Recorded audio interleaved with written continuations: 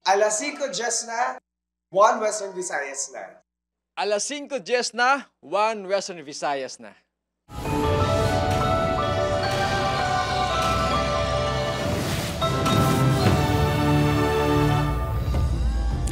Mga balitang atong tutukan subong nga Martes, pagpambomba sa pungsod Iran, nagpadayon na pisaran ginpahayag ni US President Donald Trump nga may ceasefire na sa tungasang Israel kag Iran. Mga motorista nabugatan gihapon sa panibagong nga saka presyo sa gatong, apisan nga ginpahat-pahat na subong nga simana. 20 anyos nga lalaki ginbuno pilason sa Haro Plaza, suspect arestado. Isa nadulaan sang kabuhi anong pilason matapos na mabungguan sang pickup ang duha ka tricycle sa Silay City. Barangay Kagawad kag duha ka individual dakop sa ginaligar pagbaligya sa mga pusil sa San Miguel, Iloilo. Kag masadyang nga selebrasyon sa kapiyastahan sang San Juan de Bautista ginhiwat subong nga adlaw sa pila ka lugar sa Panay kag Negros. Ini ang GMA Regional TV, 1 Western Visayas. Mayong hapon, Western Visayas kag Negros Occidental, mga motorista nabugatan sa gihapon na pisar nga ginpahat-pahat na ang oil price hike subong nga simana. Posible epekto sa Pilipinas ang giyera sa tungasang Iran kag Israel ginapreparahan na sang gobyerno suno sa DOE. Si John Sala nakatutok. Ginanunsyo ni US President Donald Trump subong adlaw nga tayuyon ng ceasefire sa tunga sang Iran kag Israel. Ginhaylo man sini ang duha ka pungsod nga hindi magbayular sa nasambit nga ceasefire. Apang sa piyak sang anunsyo sang ceasefire, suno sa Israeli military, nagpaulan pa sang missiles ang Iran sa diin tatlong napatay sa Israel. Bangod sini suno kay Department of Energy Officer in Charge Sharon Garin, ginaprepara na sang gobyerno sang Pilipinas ang mangin epekto pa sang padayon nga konflikto sang duha ka pungsod. The worst scenario is they close the Strait of Hormuz. Meaning yan, many of our supply kasi dumadaan dyan eh.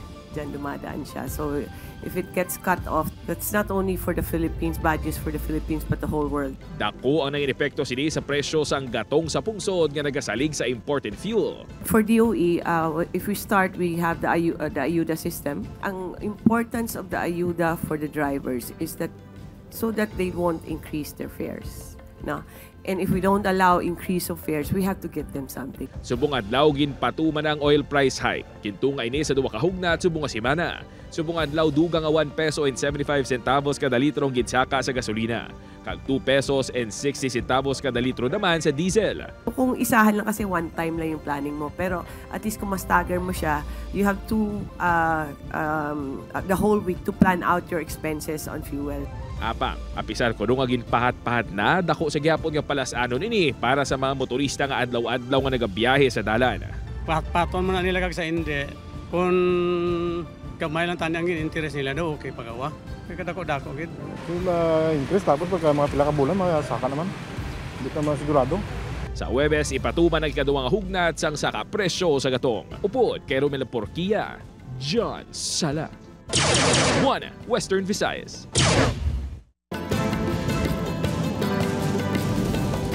20 anyos nga lalaki na ospital matapos ginbuno sa Haro Plaza. Biktima, nasalaan kuno sang suspect nga nagsumbag sa iya sang nagligad nga tuig. Si Julius Vilacaol nakatutok.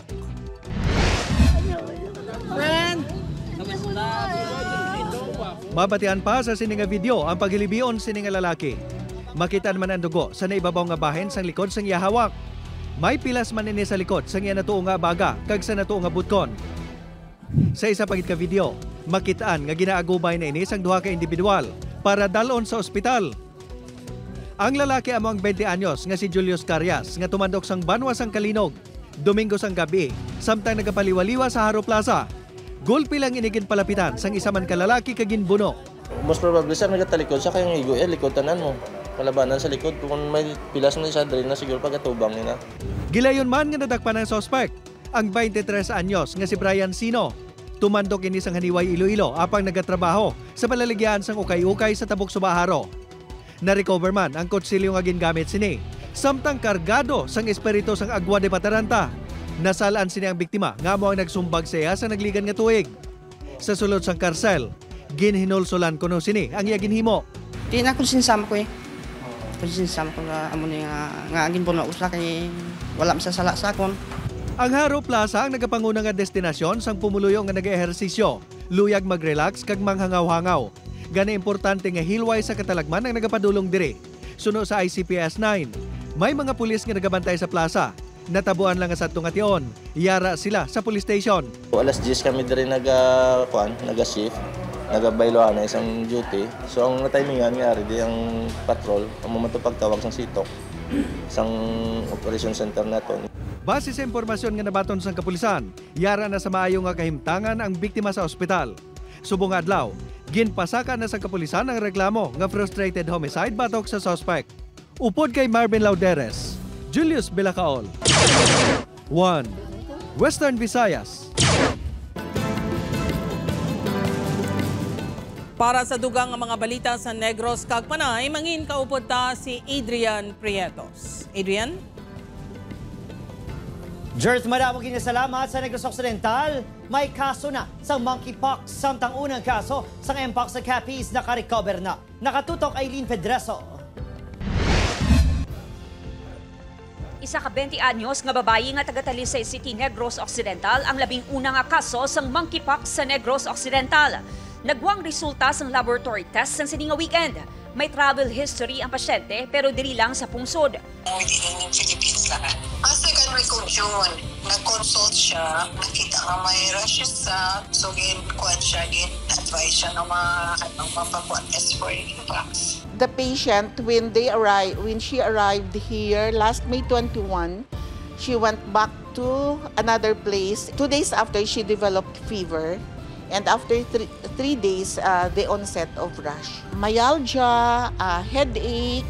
Nagapatigayon na sa contact tracing ang Talisay CHO sa mga nakahalubilo sini sa sulod sang balay. Padayon ini nga ginamonitor samtang nagapaidalom sa home isolation. Sa Pontevedra, Capiz, nakarecover na ang unang kumpirmado nga kaso sang mpox sa probinsya. Sunod sa Municipal Health Office, napaidalom na sa assessment kag observation ang close contacts ng pasyente kag wala man nakitaan sang sintomas. Ginahulat pang resulta sa laboratory test ng nabilin nga 5 ka suspected cases sa probinsya sang Capiz. Nagpasalig ang Capiz PHO nga mas ginapahugot ang monitoring kag surveillance operations gani wala sang dapat kabalakan ang publiko. Upod ka Ruel Banggoy, Aileen Pedreso. 1 Western Visayas. Mga kapuso, 24 ka mga kolorom tricycle nagkaladakpan halin sa nagumpisa sa operasyon sang nagligad nga simana. LGU padayon pa sa pagbaton sa aplikasyon sang luyag makuha prangkisa. Ini ang gintutukan ni Kim Salinas live sa Barangay Ingore, La Paz. Kim?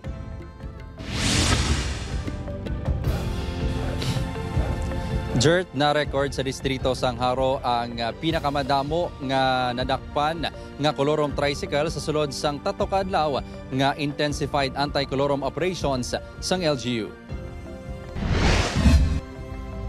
Naglamot na sa 24 ka mga kolorom tricycle ang nadakpan sang Iloilo City Traffic and Transportation Management Office sumugod sang Huwebes, June 19.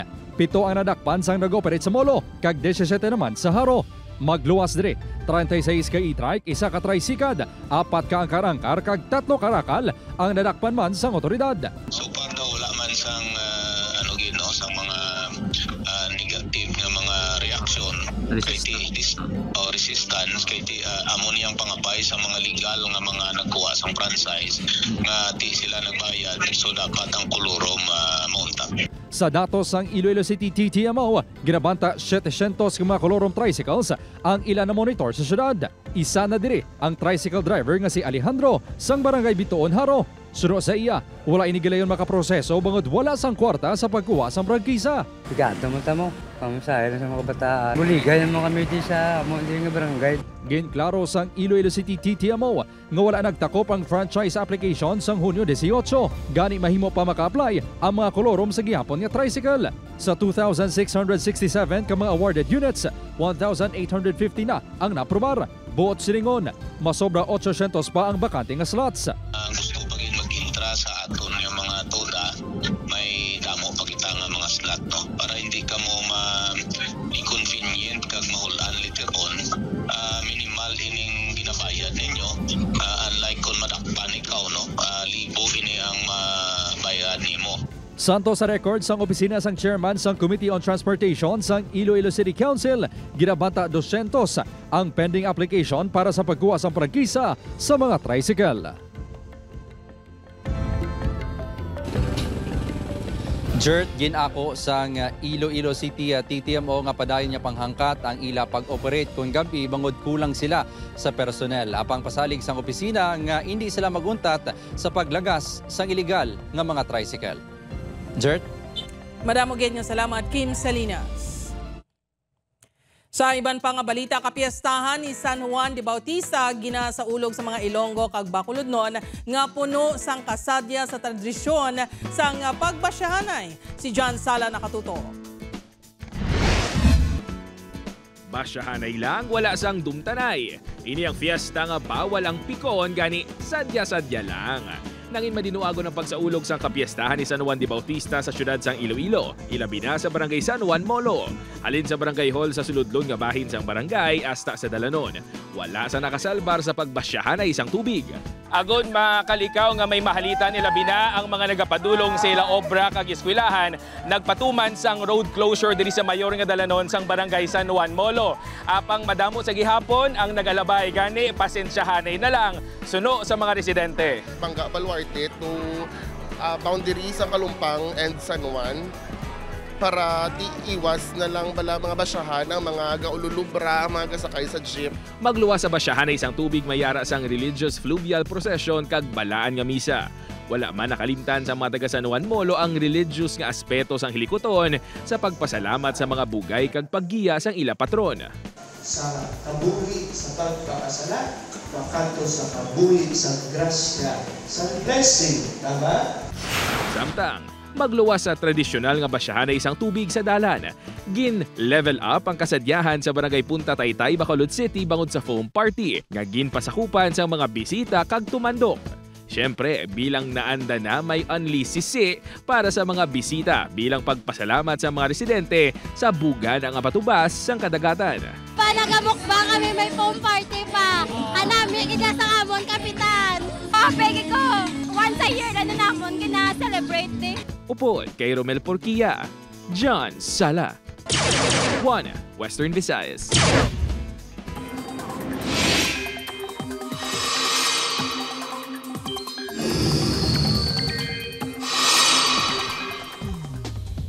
Balantayin mga puso, medyo nagtaas ang tsansa sang bagong LPA o low pressure area nga ara sa sulod sa Philippine Area of Responsibility KUDPAR nga magbaskog kag mangin isa ka bagyo. Uri ini nga nasiplatan masobra 300 kilometros sa nakatungdan sang iba Zambales. Sunod sa pag-asa halin sa low mangin o kun nangin medium na ang posibilidad sini nga mangin bagyo sa sulod sang 24 oras. Kung magbaskog pa kag mangin bagyo samtang yara sa sulod sang PAR pagkatawgon ini nga bagyo Bising. Base naman sa datos sa Metro Weather, may chances ng ulan sa Western Visayas ug Negros Island Region. Mabaskog ang mga pag-ulan sa iban pang lugar ganing manginhanda gihapon sa baha ukon landslide. Ini ang GMA Regional TV, One Western Visayas. Mga kapuso, isa ka grupo ang ginapahayag sang Iloilo City Health Office nga sa likod sa paglaptas ang peke nga mga laboratory results sa syudad. Ini ang gintutukan ni Kim Salinas. Baliskad sa unang report nga laboratorio ang nagapagwa sang peke nga laboratory result para sa mga nagakuha sang health card. Nadiskubrihan sang Iloilo City Health Office nga may grupo gali nga yara sa likod sang sining nga modus. Suno sa Iloilo CHO, nagapost kuno online ang ini nga grupo. Modus nila ang paggamit sa mga pangalan sang lehitimo nga laboratories.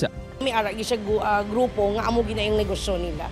Ibaligya nila sa iban nga nagakinanlan in need, especially those nga ginagadali sang ila requirements. Apang sa piyak sini nga pagkatukib sang illegal nga bulahaton, ginako sang Iloilo CHO nga nabudlayan sila sa pagtumod sa mga individual nga kabahin sa grupo. Agud hindi na makalusot ang kasubong nga modus, nagpagwa ang opisina sang updated nga 60 ka-accredited clinical laboratory sa syudad. Sige, Japon amo monitoring, especially sa amo sa City Health, yung ato na health card, every 6 months ina siya expired. So we have to check it also from time to time. Paandam sang Business Permits and Licensing Division, gilayon pasiraduhan ang matukiban nga pasaway nga clinical laboratories. Wala siya sang permit, then we could immediately recommend for closure. For those nga may mga permit, pero non-compliant siya, we could send them notice to explain or show cause order. Tubtob subong, wala sa gihapon sang napasaraduan nga laboratory sa syudad ang LGU. Upod kay Cirilo Renduque, Kim Salinas, One Western Visayas.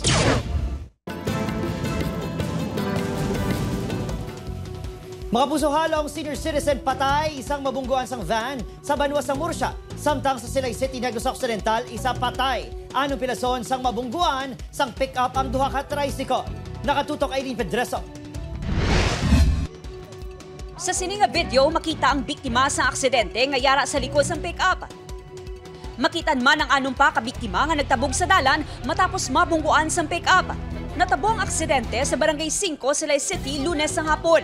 Sa imbestigasyon sa Silay City Police, nagabiyahe sa parehong direksyon ang tricycle sa ginpahayag na bungguan sa pick-up. Nagibuhi ang motor, nagpreno siya, but ang aton nga victim, wala siya kahingagaw preno, and that's why nga fatal ang pagbunggo. Dead on the spot ang sakay sa tricycle nga si Nelia Durilag, 59 anyos. Pilaso naman ang driver ng tricycle nga si Alexis Javier, 34 anyos, kag ang 4 kag 5 katuig nga kabataan nga pasahero. Pilason man ang driver ng isa pa ka tricycle nga si Belen G. Lubiano, 54 anyos. Pasahero sini nga si Divina Cucoba, kag e-bike driver nga si Olderico Pinuela. Nabungguan sila sa tricycle nga una ginbungguan sa pick-up. Suno sa kapulisan, posible wala makita sa driver sa pick-up nga si Mary Ann Comoda, 57 anyos, nga nagpreno ang tricycle. Dasigid yan. Kaga sa mga witness naton, kay kung hinay lang to, kaya niya to ipreno eh. Nagpaiway na nga maghatag sa pahayag ang manghimata sa mga biktima, nakaistoryahan na inang magtimba nga bahin. Dead on arrival sa ospital ang 67 anyos nga si Josemay Gigento matapos mabungguan sa pasahero nga van samtang nagatabok sa dalan sa Barangay Pandanon, Silos, Murcia. Natabo ang aksidente Lunes sa aga, Hunyo 23. Ginamaneho ni Jerome Gareng ang van kag may 17 ka pasahero halin sa San Carlos City padulong Puntani sa Bacolod City. Ang pagtabok niya, ma'am, sunod sa driver kaya sa mga sakay isang van. Nagpunto ko siya sa lungap. Try mo sa taningan ikawan sa driver, doon na lapod siya sa van. Wala na sang plano nga magpasakas ang kaso ang manghimata sang biktima batok sa driver sang van. Upod Geruel Banggoy, Aileen Pedraso, One Western Visayas. Ginpasakaan na sang reklamo nga paglapas sa Republic Act 10631 o kon the Animal Welfare Act ang duha ka security guards ng Central Philippine University nga suspect sa pagtiro patay sa isa ka ido sa sulod sang universidad sa adtong Mayo 29. Suno kay Captain Mary Jane Panes, hepe sang Iloilo City Police Station 3, kahapon gipasaka ang reklamo sa City Prosecutor's Office. Matapos magwa ang video sang insidente, nag-ako ang gwardya sa kapulisan nga nahimo sini ang akto bango sa kulba nga may rabies ang ido. Ginkakas na ini sa universidad matapos ang insidente. Mabuso sa Bacolod City naman lalaki pilason matapos ginpulihan kastigo sa isa ka pension house. Isa sa mga ginaaligar ng kastigo, ginbuno sang lalaki. Yaring balita nga itong gitutuka. Sa sining CCTV video, makita ang pagsulod sa ining lalaki sa isa ka pension house sa Barangay 31, Bacolod City, pasado alas 12 sang udto sang June 22. Ang lalaki sa video amo si alias Aldrin, nga ginapahayag nagtransaksyon sa isa ka babayi sa buong adlaw. Pagkuha room, nagkuha sa babayi. Nagkuha sa babayi, wala sa galing bayad. Pasado alas 4, makita ang lalaki nga may upod na nga babayi nga nagpadulong sa front desk. Ini nagali ang tion nga ginasukot siya sang babayi. Nagpahayag si alias Aldrin nga nakabayad na ini pinagi sa mobile money transfer. Apang wala ini sang mapakita nga pamatuod. Sunod sa kapulisan, diri na nag-abot ang duha ka lalaki nga ginapahayag kaupdanan sang babayi kag nagluntad ang kinagamo. May sinok na sila mo nang gibunaan sila paglalisay. Nga naglabot sa pagbunanay. Ginpulihan kastigo sa duha ka lalaki si Aldrin. Apang nabuno sini ang isa sa mga nagkastigo sa iya nga si alias Joseph gamit ang gunting. Ang istorya na nila sa bahay 700. Di mo ito nga malagyo sa tani. Ginabantayan man sa, ginano man ito sa, ginapunggal man ito sa blaka. Padayon niya ginabulong sa ospital si alias Joseph. Preso na sa Police Station 6 si alias Aldrin nga nagpaiway na nga magpa-interview. Ginahulat pa sa kapulisan ang desisyon ni alias Joseph kung magapasaka sang reklamo. Apod, Kiril Casilio, Adrian Prietos, One Western Visayas. Mga kapuso, halin sa telebisyon, asa sa social media, kag subong pati sa mga podcast. Mangin mas accessible na sa mas madamong nga audience ang 24 oras kag 24 oras weekend. Magandang gabi po, Luzon, Visayas at Mindanao. Pinaagi ina mga kapuso sa 24 Oras Podcast sa pagbuligay sa GMA Integrated News, Digital Strategy and Innovation Lab, 24 Oras kag GMA New Media Incorporated. Magkadto lang sa Spotify o kung sa Apple Podcast app sa inyong mga smartphone kag i-search ang 24 Oras Podcast. Nagakabagay ini para sa mga gusto nga magpabilin nga informed on the go kung halimbawa yara sa traffic o kung may iban nga ginaasikaso. Tanan nga episode mangin available sa Spotify kag Apple Podcasts pagka-ere sa TV. Gani, pwede nga i-review ang mga balita sa sulod kag sagwa sang pungsod anuman nga oras. Downloadable man ang episodes kag pwede mapamatian offline. Suna kay Senior Vice President kag Head sa GMA Integrated News, Regional TV and Synergy Oliver Victor Amoroso, pinagi sa podcast ang 24 oras kag 24 oras weekend, mas mangin konektado ang Pilipino sa pinaka-ginasaligan nga balita sa pungsod. Mapuso'y nga gaw nagkapadayo naman ang Proof of Purchase promo sa GMA Network, ang Kapuso Big Time Panalo Season 3. Upo na mga bago nga naghahatag sang big time pa premyo nga sanday Kuya Kim and Mikey Quintos. Mga manugbakal kag sari-sari store owners ang pwede magpadala sang entries kag may tsansa nga magdaog sang temprano nga pamaskwa. Mas sobre 11 million pesos ang ipanghatag, lakip na ang 7 ka 1 million pesos para sa maswerte nga bumalakal kag sari-sari store owners sa Grand Draw. Ang official sending of entries ang tubtub pa sa July 11, 2025. Pwede maghulog sa entries sa mas sobre 1,000 ka-participating Mercury Drug, Pure Gold branches, GMA Regional TV kag radio stations nationwide. Maghalong sa fake news, fake Facebook accounts o kon scam text. Magtutok lang sa GMA o kon i-follow ang GMA Promos Facebook kag TikTok pages o kon pwede man magbisita sa microsite sang GMA Promos para sa complete mechanics kag announcements.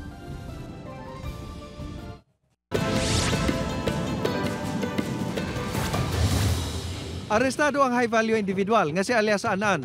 22 anyos, kag live-in partner sini nga si alias Renren. 22 anyos, sagin ka sa nga drug buy-bust operation sa barangay Lumbia Estancia, Iloilo. Nakuha sa duwa ang suspected shabu nga nagabalor sa masubran 930,000 pesos. Nadagpan man sa kapulisan ang high-value individual nga si alias Bagtik, isa ka habal-habal driver sa barangay Tipakla, Ahoy, Iloilo. Na-recover sa suspect ang suspected shabu nga nagabalor sang 1 million pesos. Ginatudlo nga halin sa kaiping nga banwa ang supply sang illegal nga droga sang suspect. Arestado ang number 3 most wanted person sa Santa Barbara, Iloilo. Ini matapos ginserbihan sang warrant of arrest sang Santa Barbara Police ang 21 anyos nga si alias Jade sa barangay Zone 4 sa mga banwa kahapon. Si alias Jade ang akusado sa kaso nga robbery with violence against or intimidation of persons nga natapos ang nagligad nga tuig sa Pavia. Nagwa ang warrant of arrest sang Abril, apang sa Manila ini sadto nga tion.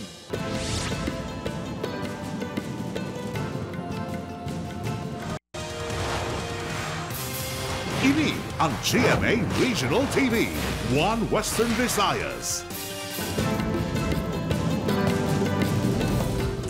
Mga kapuso, arestado ang 3 ka individual, lakip ang isa ka barangay kagawad sa gun buy-bust operation nga ginpatigayon sa Criminal Investigation and Detection Group o kung CIDG Iloilo City sa barangay 8 San Miguel, Iloilo kahapon. Kapin na pulo ka adlaw nga ginmonitor ang mga suspect nga sanday barangay kagawad Almer Sancho alias Victor, 46 anyos, kag kay alias Laura, 45 anyos. Nakapalagyo ang isa pa kalalaki nga si alias Joven. Na-recover sa operasyon ang isa ka 45 caliber pistol, isa ka 12-gauge shotgun, 2 ka magazines ng mga bala, kag budol money nga nagabalor sang 39,900 pesos. Preso na ang mga ini kag pasakan sang kaso sa paglapas sa Republic Act 10591 o kung illegal possession of firearms. Ginpanginwala sa mga ini ang akusasyon batok sa ila kag nagpaiway na nga magatubang sa kamera. Ibaligya sila nga armas sa ila nga grupo, and then ang akon nga confidential agent nag-entertain sila nga baklod ang amuna nga item. Illegal gid kag wala sang pertinent documents. Mga kapuso, isa ka power bank ang nagkalayo kag naglupok sa initial security screening checkpoint sa Rojas Airport subong nga adlaw. Ini ang Inanunsyo sang Civil Aviation Authority of the Philippines. Wala man sa nasamaran sunod sa kaap.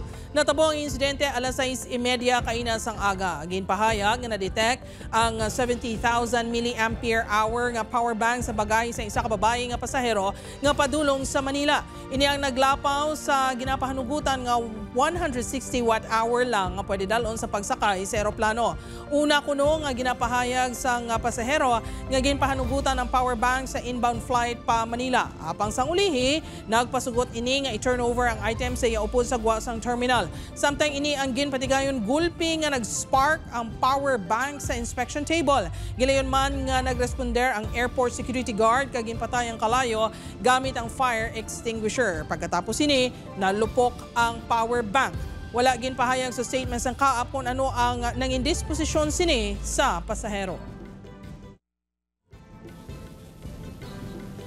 Kabusa temporaryo naman niya ginsuspender sa Office of Civil Defense ang pagsulod sa 4 to 6 kilometer PDZ o Permanent Danger Zone sa Mount Canlaon. Sunod sa OCDNIR, ang iningatikang ang ginpatuman bango sa liwat nga na monitor nga pagtayog sa bulkan. Halin alas 6 ang aga tubtob alas 4 sang hapon, ginadumilian ang mga residente nga apektado sa paglupok sa bulkan nga makabalik sa ilang puluyan para magtanaw sang ilang mga pananom kag kasapatan. Sa tion nga wala na sang na-monitor nga aktibidad sa bulkan, mahimo na liwat nga tugutan ang mga apektado nga residente nga makasulod. Mga kapuso, nangin emosyonal si Iloilo City Mayor Jerry Treñas sa iya pagkatubang sa mga empleyado sa Iloilo City Hall sa flag raising ceremony kahapon. Sa mensahe sang alkalde, ginpabugal sini ang iya mga hinimuan para sa kauswagan sang syudad. Ginpahayag man sini nga wala siya kaagi na suspend o kon disallowance. Apang suno kay Treñas, nagahalin ang dakong akalipay sini sa mga residente sang syudad nga ma-recognisarang iya na obrahan. Pagkatapos ang iya mensahe, napuno man sang emosyon ang paghakus sini sa pila ka department heads.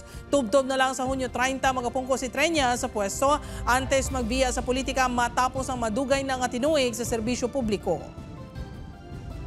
Hindi ko ma-express ang akong pagpasalamat sa inyo kay adlaw-adlaw dumdumon ko ang inyo hugot nga pagbulig para maagom naton ang aton handom.